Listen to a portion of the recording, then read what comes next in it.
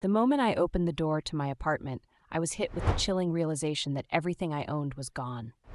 The emptiness echoed around me, mocking the life I had painstakingly built.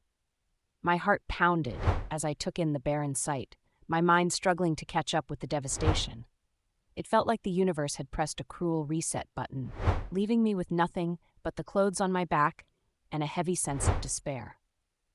But as the initial shock subsided, a small voice inside whispered, "This is your chance to start anew." In the days that followed, I found myself wandering through the city, trying to piece together what was left of my life. I talked to strangers, seeking stories and advice, and slowly began to see a pattern. Each person I met had faced their own trials, yet they stood resilient, having transformed their adversities into strengths. Inspired by their tales, I realized I could do the same. I started to view my situation not as a loss, but as a blank canvas, brimming with potential and possibilities.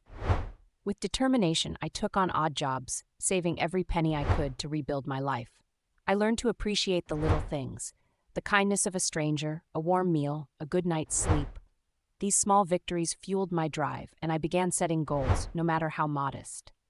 Gradually, my world started to take shape again. I rented a tiny room, filled it with secondhand treasures that felt like a fresh start, each piece symbolizing resilience and hope.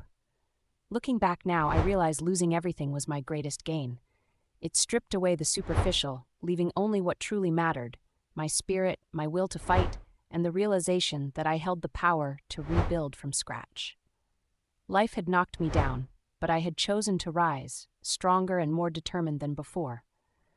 The lesson I carry with me is this: sometimes losing it all means finding yourself. And when you find yourself, you discover the strength to create something beautiful from the ashes.